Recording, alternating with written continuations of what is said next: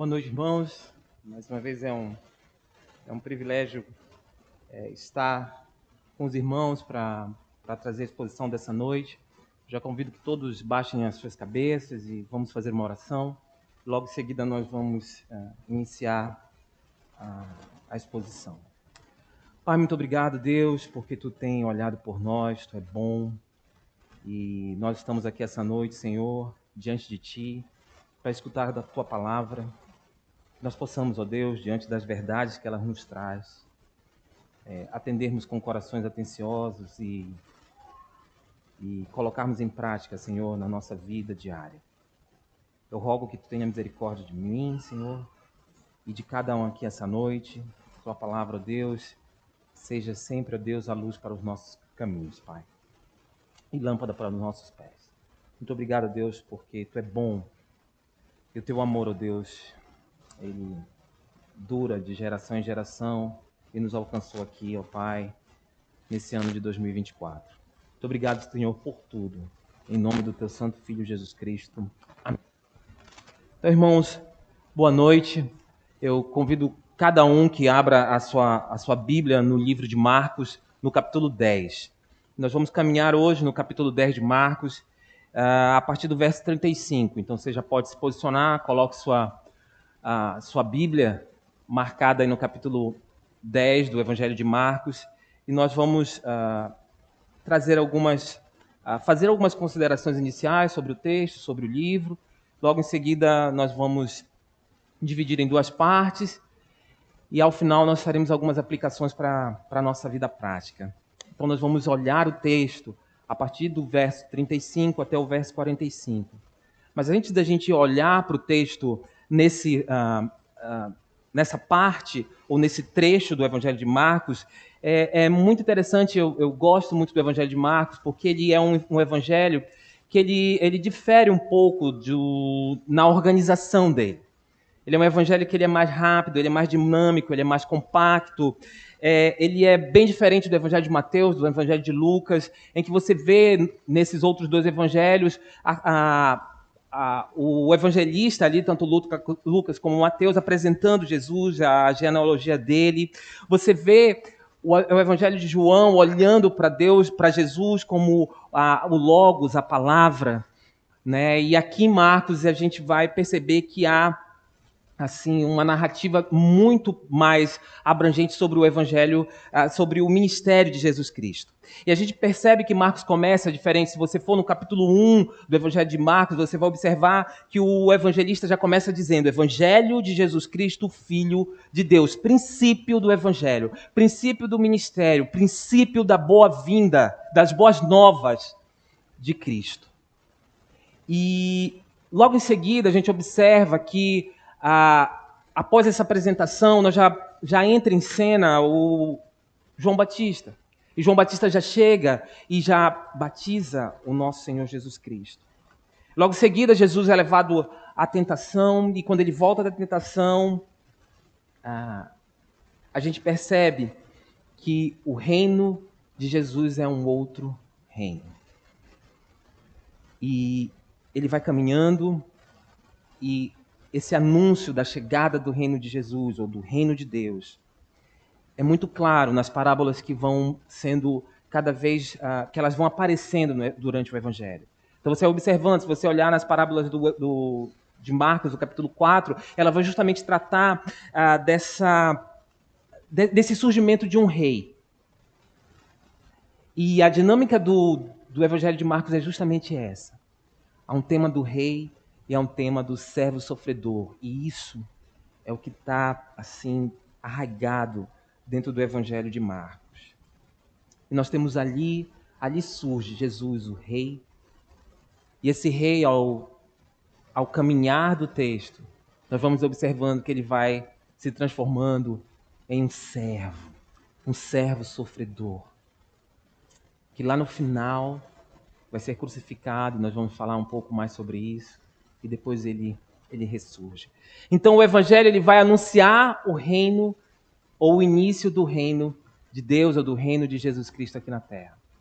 E E é importante nós observarmos isso.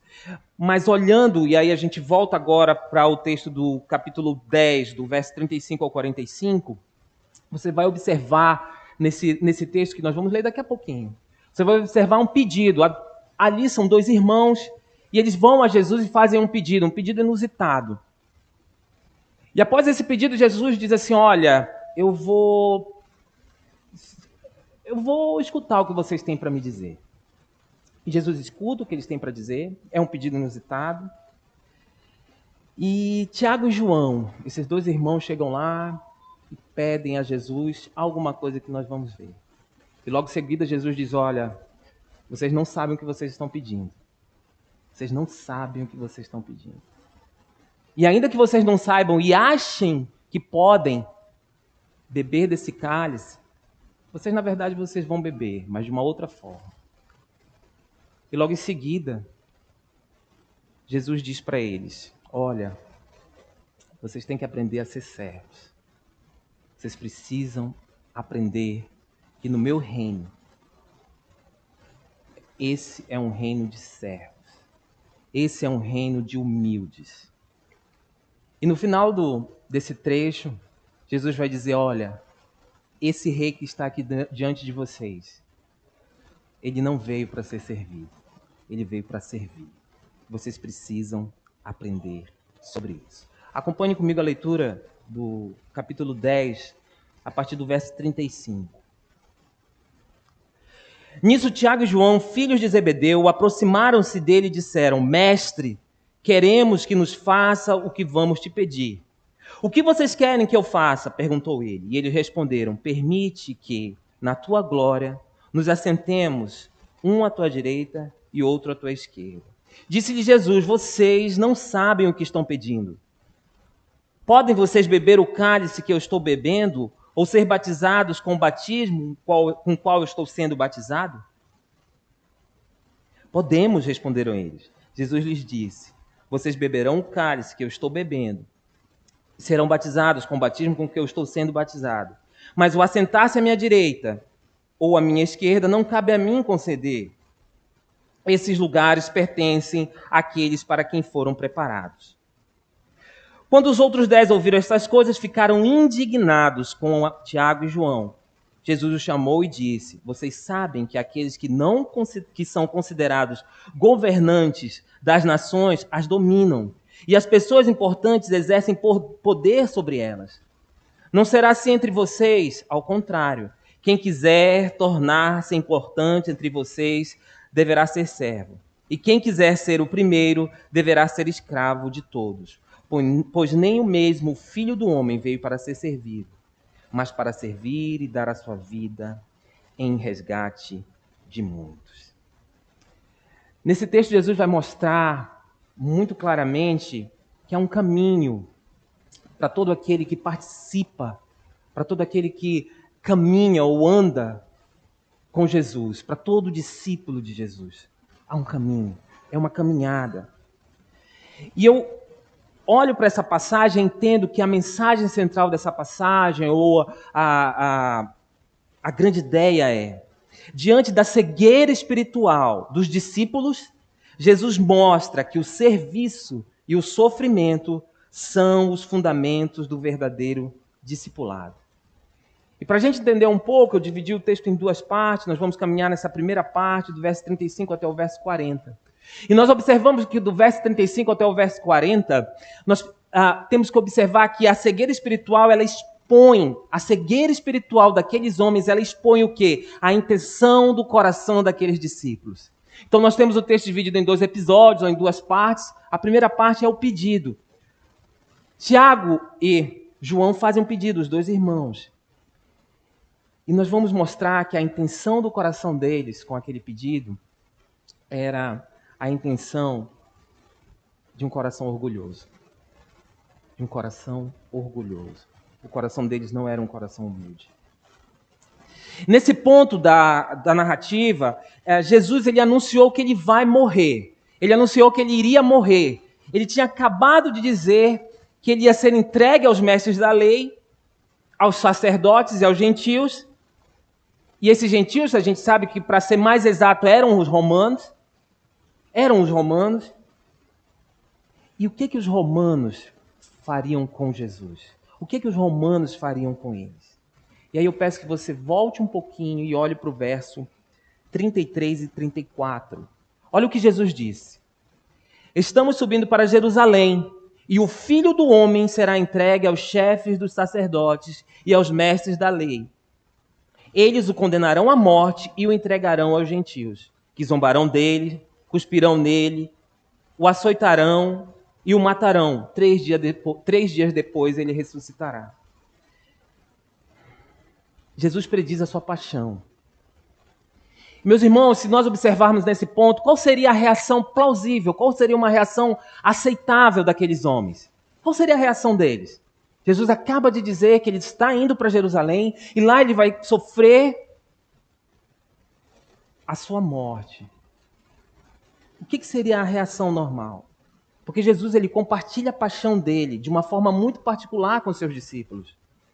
No mínimo, creio eu, que eles deveriam ter o quê? Um sentimento de tristeza, né? De dor, de temor. Deveria invadir o coração daqueles homens. Mas o que acontece? Logo depois de Jesus dizer pelo que ele ia passar, veio o pedido. Permite que na tua glória nos assentemos um à tua direita e outro à tua esquerda. Verso 37. Então esse pedido, ele revela claramente a preocupação de Tiago e João. Eles continuavam cegos, por isso que eu disse, a cegueira espiritual deles estava latente. Por quê? Jesus acaba de dizer, eu vou morrer. E eles dizem, não, Senhor, nós não estamos muito preocupados. Nós queremos mesmo assentar do lado direito e do lado esquerdo, lá no céu, lá no teu reino. O pedido deles revela um coração orgulhoso. Eles não ligavam para o que Jesus ia sofrer, para que o Messias ia sofrer. Eles não estavam muito preocupados. Eles pensavam somente o que? Na sua própria glória. Eles não queriam o caminho da cruz. Eles queriam o caminho do poder. Em contraste com o que o Jesus ia passar. Em contraste com a humildade. Porque Jesus ia enfrentar uma via dolorosa, que é o caminho da cruz. Jesus responde aquele pedido com uma afirmação. Vocês não sabem o que vocês estão pedindo. Porque, meus irmãos, muitas vezes no afã de procurar glória, Tiago e João, nesse texto aqui, eles não observavam o propósito de Jesus com a sua vinda aqui na terra. Eles tinham um objetivo completamente diferente. Porque Jesus anuncia que para participar do reino dele, é preciso passar pelo que ele passou, é preciso participar do sofrimento dele. Olha no verso 39. Olha como eles não têm noção do que eles estão pedindo, porque eles respondem. Olha o que eles respondem no verso 39. Podemos. Jesus pergunta, vocês não sabem o que estão pedindo. Podem vocês beber o cálice que eu estou bebendo ou ser batizados com o batismo com o qual eu estou sendo batizado? E eles respondem como? Coração orgulhoso. Podemos. Nós podemos. E realmente, Jesus, que sabe de tudo, sabe todas as coisas, que sonda o coração, Jesus afirma. Olha a afirmação do verso 39. Logo em seguida, Jesus lhes disse, vocês beberão o cálice que eu estou bebendo e serão batizados com o batismo que eu estou sendo batizado. Pega a sua Bíblia, abra lá em Atos 12. Atos 12, o verso 1 e 2. Você vai observar Atos 12, verso 1 e 2. Olha o que diz a palavra do Senhor no verso 1 e 2 de Atos 12. Nessa ocasião, o rei Herodes prendeu alguns que pertenciam à igreja com a intenção de maltratá-los e mandou matar a espada, Tiago, irmão de João. Tiago, irmão de João, vai ser batizado com o mesmo batismo de Jesus. Jesus disse para eles, olha, vocês vão ser batizados da mesma forma que eu vou ser batizado. Esse é primeiro, porque é o primeiro irmão, eram 2 irmãos, Tiago. E agora a gente pode avançar lá para Apocalipse 1:9. Se você puder ir comigo, eu agradeço. Apocalipse 1, versículo 9. Se as minhas anotações não me deixarem na mão, olha só. Eu, João, irmão e companheiro de vocês, no sofrimento, no reino e na perseverança de Jesus, estava na ilha de Patmos por causa da palavra de Deus e do testemunho de Jesus. João está lá em Patmos, isolado. João está bebendo o mesmo cálice que Jesus bebeu. No afã de participar ou ter glória, eles não tinham essa noção. João, exilado, morre velhinho, lá em Patmos, sofrendo por causa do Evangelho. Sofrendo por causa do Evangelho. A resposta de Jesus para aqueles 2 discípulos mostra o verdadeiro propósito do discipulado cristão.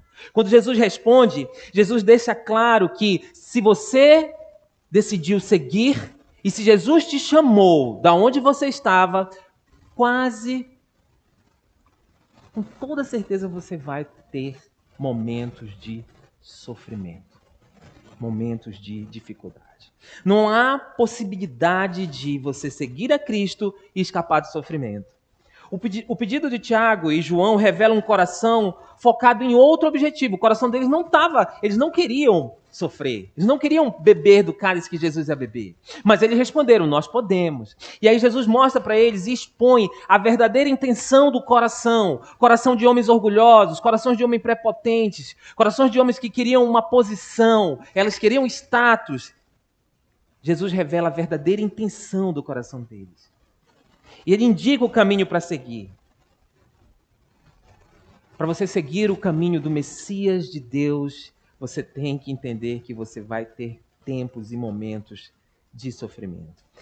Naquele momento, Jesus mostra a verdadeira cegueira daqueles homens. Homens orgulhosos, homens que fizeram um pedido, que traziam dentro de si um coração que só pensava em si. E Jesus revela para ele que o verdadeiro discipulado vai envolver sofrimento, vai envolver cruz, vai envolver morte.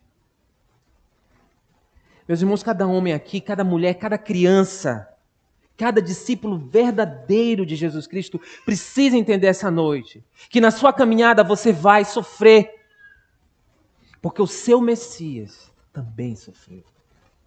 Porque o seu Messias também sofreu.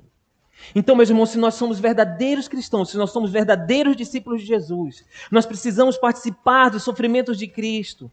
E é isso que o apóstolo Pedro ele diz em 1 Pedro 4. Você pode ir lá em 1 Pedro 4, capítulo 13.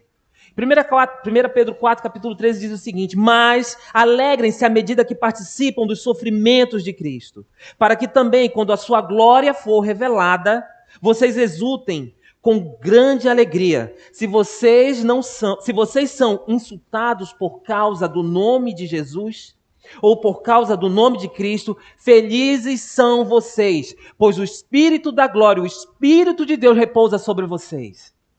Isso é o que o apóstolo Pedro escreve. Ele está dizendo, olha,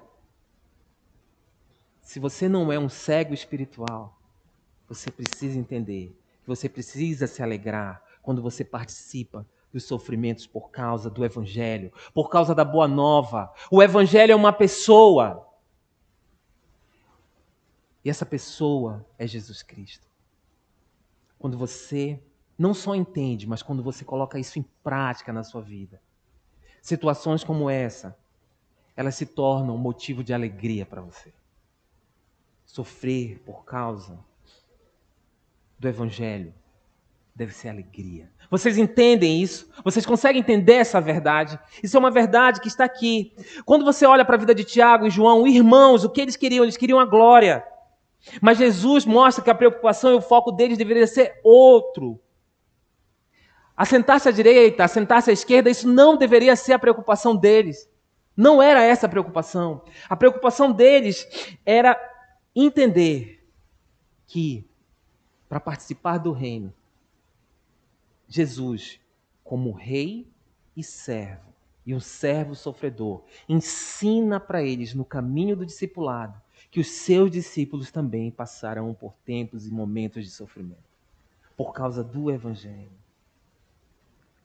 A glória vem por meio do verdadeiro discipulado. A glória não vem por uma posição, pelo status. Ela vem pelo verdadeiro discipulado. E aqui nós podemos aprender e parar um pouquinho e observar. Muita gente quer a glória, mas não quer o sofrimento. Muita gente quer a glória, mas não quer a cruz. Entender que o discipulado envolve sofrimento faz toda a diferença. Toda a diferença. Primeiro ato, primeira parte, finalizada. O pedido. Segundo ato. Vamos lá, meus irmãos. Agora nós vamos do verso 41 ao verso 45. O verdadeiro discipulado envolve um chamado ao serviço e à humilhação ou à humildade. E esse é o propósito. O propósito é ser servo. O verdadeiro discípulo, o verdadeiro discipulado, ele é chamado a servir e ao sofrimento. E agora, continuando, nós vamos aprender, em segundo lugar, nessa segunda parte, que vai do 41 ao 45, que Jesus vai mostrar aos seus discípulos que para seguir a Cristo é preciso aprender a servir aos outros. Porque sabemos que Jesus é quem é o servo sofredor. E aqui não é só serviço, mas também é humildade. Aqui não é um coração orgulhoso, mas é um coração humilde. Jesus é o servo sofredor. E esse serviço, ou esse servir, vai envolver sofrimento e autonegação. Nós podemos ver no verso 42, como Jesus afirma, olha o verso 42. Jesus o chamou e disse: vocês sabem que aqueles que são considerados governantes das nações as dominam. E as pessoas importantes exercem poder sobre eles. Mas olha o verso 43. Não será assim entre vocês. Ao contrário, quem quiser tornar-se importante entre vocês deverá ser servo. 2 homens pedem para ser os principais. Jesus está dizendo, olha, não é assim no meu reino. Eu sou um rei, eu sustento tudo. Mas o propósito aqui é de revelar para vocês que o verdadeiro discipulado tem relação com o servo sofredor, com aquele que vai sofrer. Jesus ele inverte completamente a lógica na mente daqueles homens. Se você observar na primeira parte, eles pedem uma coisa. E Jesus diz para eles, olha, o que vocês pediram é completamente o contrário no meu reino. A maior glória que pode existir não é sentar à direita, mas nem à esquerda, mas aprender com um coração humilde a servir os outros. Se nós voltarmos um pouquinho no verso 41, olha, quando os outros 10 ouviram essas coisas, ficaram indignados com Tiago e João. Aqueles homens, porque eram 12, mas os outros 10 também, eles não ficaram chateados com a atitude de Tiago e João. Na verdade, eles ficaram indignados porque os outros 2 tinham pedido aquela mesma coisa. Eles tinham a mesma intenção no coração deles. Eles queriam, os outros 10 queriam também a mesma posição. Eles queriam proeminência. Eles não entendiam que Jesus tinha vindo trazer um outro reino. Ele tinha vindo restaurar um reino de servos. Olha só como o texto é bom, porque ele explica o texto. Volte um pouquinho e vai lá em Marcos 9, no verso 33 a 35. Vamos fazer essa leitura. Marcos 9, do verso 33 ao verso 35. Esses mesmos 10, olha o que eles falam no verso... no capítulo 9, do verso 33 ao 35. E chegaram a Cafarnaum quando ele estava em casa. Perguntou-lhes, o que vocês estavam discutindo no caminho? Mas eles guardando silêncio, porque no caminho haviam discutido sobre quem era o maior. Assentando-se, Jesus chamou os 12 e disse, se alguém quiser ser o primeiro, será o último, o servo de todos. Aqueles 10 homens já tinham escutado a mesma coisa de Jesus Cristo. Jesus já tinha dito para eles, olha, vocês estão com o foco errado. Se vocês vão participar do meu reino, Vocês precisam entender que vocês têm que aprender a servir. Vocês têm que aprender a ser humildes. O meu reino é um outro reino. O meu reino é um reino de um servo sofredor. Aqui é uma afirmação. Para ser primeiro é preciso ser o último. Para ser primeiro é preciso servir a todos. E a gente fica perguntando, né? Por que era necessário ser o último? Por que era necessário ser servo? Por que era necessário ser escravo? Será que era esse o discipulado que aqueles homens esperavam? A gente vê pelo texto que não é bem assim. Eles não esperavam um caminho para a cruz, ou um caminho para o sofrimento. Eles esperavam um caminho para a autoafirmação, para o governo. No entanto, Jesus vem mostrar que ele é o rei servo. Ele é rei e ele é servo. E ele é servo sofredor. E esses súditos desse reino, e aqui no Brasil a gente não tem essa tanta referência com essa ideia de reino, mas é bem isso, nós somos súditos de um reino, de um rei que é servo. E aí no verso 45, ele diz, pois nem mesmo o Filho do Homem veio para ser servido, mas para servir e dar a sua vida em resgates por muitos. Aqui Jesus refere-se assim como Filho do Homem. Meus irmãos, essa é uma designação que aparece várias vezes, mas aqui especificamente, no livro de Marcos, ela vai aparecer ali por volta de 14 vezes. Sabe por que esse é um detalhe importante? Porque esse detalhe, ele depois, você pode ler lá no livro de Daniel, ele preenche alguns requisitos de quem poderia ser o Filho do Homem. E Jesus diz, olha, pois nem mesmo o Filho do Homem veio para ser servido, mas para servir e dar a sua vida em resgate de muitos. Depois você pode olhar esses requisitos lá em Daniel 7, de 13 a 14. Esse é um bom texto depois para a gente observar esses requisitos de Jesus, como Jesus atende esses requisitos da profecia de Daniel. Também quando Jesus diz que ele é o Filho do Homem e que ainda que tivesse todo o poder, toda a glória, ele estava ali para servir e se entregar por resgate de muitos. Por resgate de muitos, aquela entrega de Jesus, ela chega até nós, aqui em 2024, hoje, dia 6 de outubro. Aquela entrega de Jesus como servo sofredor, com aquela promessa que eles tinham, ela nos alcança hoje. Porque naquele dia em que Jesus vai para aquela cruz romana, depois de 3 dias ele ressuscita, ele vence o que nós não poderemos vencer. Ele nos redime com um preço que nós não poderemos pagar. Quando Deus olha para nós, ele não olha os nossos pecados, mas ele olha o que Cristo fez por nós naquela cruz romana. Aqueles homens não entendiam. Aqueles homens não entendiam o que Jesus tinha vindo para fazer. Eles não entendiam qual era o verdadeiro significado e o propósito daquele discipulado. Sabe por quê? Porque eles eram cegos espirituais. O orgulho, a busca por status, uma colocação no reino, cegava eles. Eles não conseguiam ver o propósito. E aquele reino, aquela libertação, aquele rei, ele se distanciava muito do que muitos esperavam naquele momento. Esperavam um Messias que fosse um guerreiro, esperavam um Messias que fosse um líder político. Eles esperavam um libertador terreno. Não. Nós tínhamos um libertador divino. Jesus é o rei. Ele é o rei da glória, como várias vezes nós já cantamos aqui. Mas ele é o rei que se fez servo, e um servo sofredor. E ele é o rei que vem ensinar a nós como segui-los. Como segui-lo. Ele vem nos ensinar a sermos servos. Jesus, como Filho do Homem, sobre quem está toda a autoridade, sobre Jesus está toda a autoridade, toda a glória, todo o poder. Ele mostra para nós que nós precisamos aprender a servir. Nós precisamos aprender a ser humildes no reino, como Ele é. E muitas vezes, para aprendermos a ser humildes, nós precisamos sacrificar algumas coisas. Seja conforto,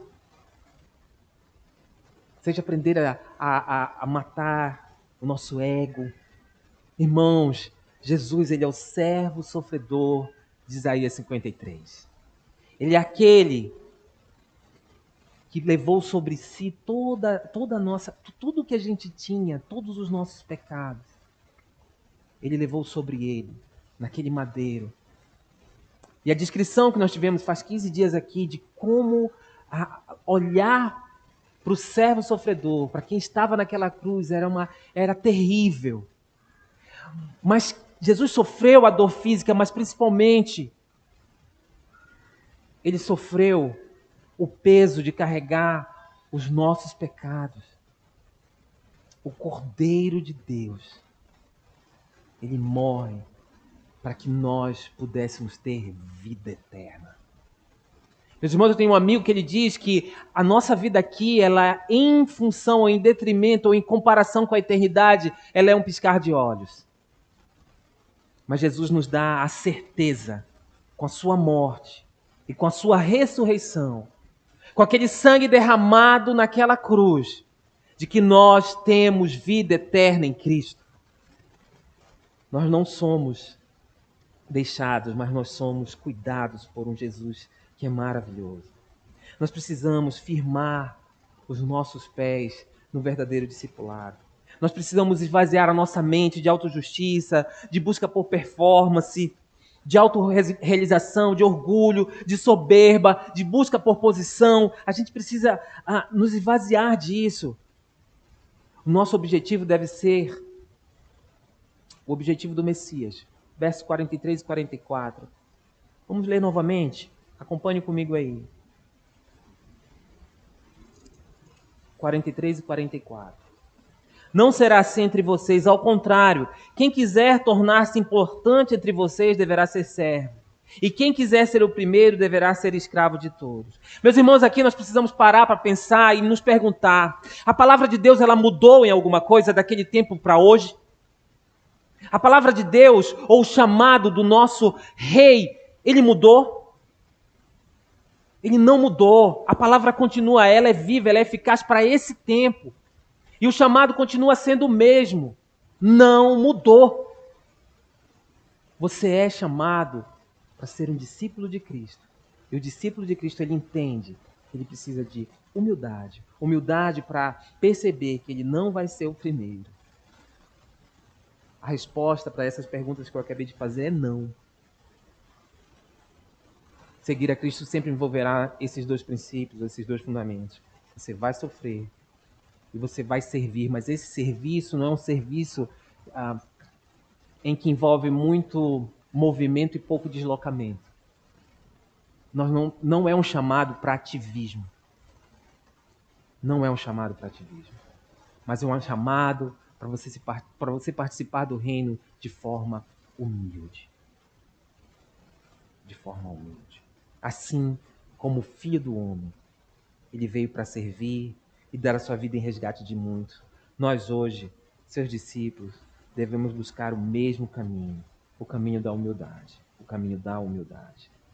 Meus irmãos, e aqui eu chamo os irmãos para a gente observar algumas aplicações. Algumas aplicações para segunda-feira. Algumas aplicações para quando a gente sai daqui.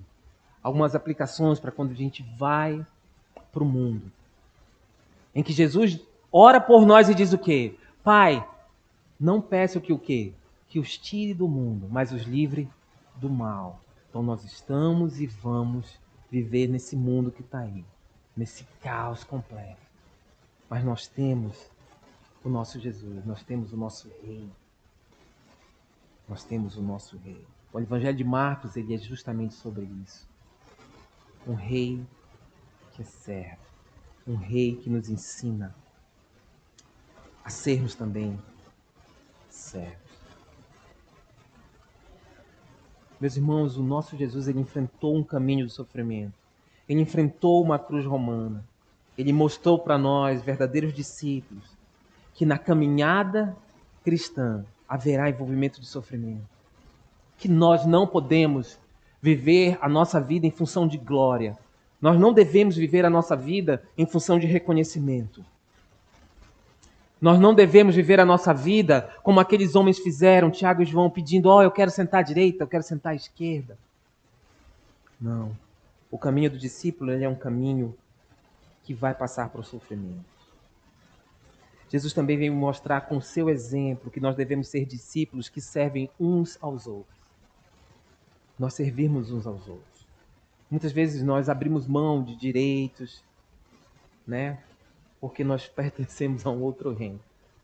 Às vezes a gente não vai cobrar tudo que a gente tem direito, como bons servos. Imagine se Jesus cobrasse tudo que ele tinha direito. Meus irmãos, essa semana, lembra o que o nosso devocional falou? Tudo que nós temos é o quê? Emprestado de Deus. Nada é nosso. E Jesus, ainda sendo dono de tudo, ele não abandonou o propósito dele, que era servir e dar a vida por muitos. E ele faz isso para nos mostrar com exemplo. E essa é uma pergunta boa. Como eu tenho vivido a minha vida de servo? Como é que eu tenho vivido a minha vida de discípulo? Jesus se doa até a morte. E ele se doa a esse ponto de não levar em consideração o fato dele ser Deus, mas ele se esvazia e serve até a morte. E uma morte terrível, uma morte de cruz. E eu? Como é que eu tenho vivido a minha vida? Não. Se não me ligarem... Não. Se não. Eu tenho que ser consultado. Jesus está dizendo, se esvazia, seja humilde, sirva. O primeiro, ele deve ser o último. Jesus afirma isso 2 vezes. Capítulo 9 e agora no capítulo 10. Para aqueles 12 homens que estavam colados nele. E a gente pode pensar que nós seríamos ou faríamos diferente daqueles homens. Graças a Deus que nós temos a revelação completa. Porque provavelmente, se não fosse pela graça de Jesus, nós estaríamos naquele coro lá. Crucificam.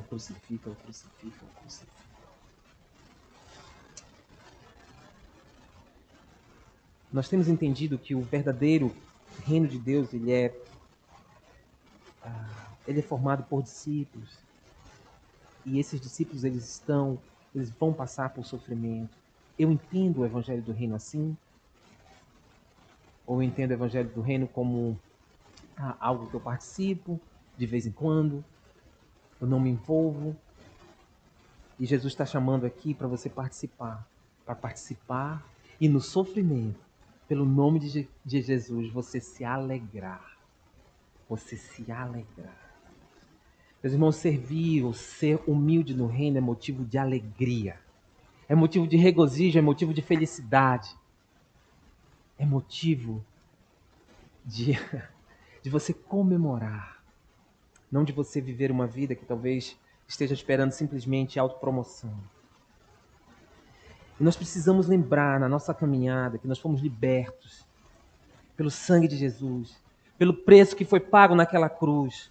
O castigo que nós merecíamos, ele foi depositado sobre Jesus Cristo. Nós vivemos esquecendo da promessa de Isaías 53:5. Olha só o que diz Isaías 53:5. Mas ele foi ferido por causa das nossas transgressões e moído por causa das nossas iniquidades. E o castigo que nos traz a paz estava sobre ele, e pelas suas pisaduras fomos sarados. O castigo que nos traz a paz estava sobre quem? Sobre Jesus, o servo sofredor. Aquele que se entregou por você, por mim. E ele sofre. E pelo sofrimento dele nós somos sarados. Sobre o sofrimento dele nós temos paz com Deus. Meus irmãos, que nós possamos sair daqui essa noite entendendo, sabendo que diante da cegueira espiritual dos discípulos, Jesus mostra que o serviço e o sofrimento são os fundamentos do verdadeiro discipulado. E que o nosso compromisso essa noite, meus irmãos, seja um compromisso de buscar viver o verdadeiro discipulado. Lembrando e sabendo que esse discipulado vai envolver sofrimento, vai envolver dificuldade, mas que tudo isso vai redundar em glória. Mas é uma glória que não é... Essa é uma glória que nós não esperamos que os homens vejam. Mas essa é uma glória que nós temos certeza que iremos desfrutar com o nosso Jesus, o nosso Rei. Baixa a cabeça, vamos orar. Senhor, muito obrigado, Deus, pela Tua palavra, Pai. Por ela ser viva, por ela ser eficaz, por ela, ó Deus, causar em nós mudanças, Pai. Que nós possamos, ó Deus, através da revelação dela, Pai, abrir os nossos olhos, ó Pai. E se, ó Deus, há cegueira espiritual, se os nossos corações talvez orgulhosos, se a nossa atitude prepotente, de autojustiça, ó Deus, tem impedido, ó Pai, de nós te conhecermos verdadeiramente, de nós entendermos, ó Deus, qual é o propósito da nossa vida aqui. Que Tu, ó Deus, quebrante os nossos corações. Nos ajuda, ó Deus, com o Teu Santo Espírito, a sermos mais obedientes, a sermos mais atentos, ó Pai. Que a nossa resposta, ó Deus seja, ó Pai amado, uma resposta que reconhece que Tu é o nosso Rei, Tu é o nosso Salvador e principalmente, ó Deus, que Tu é o nosso Senhor.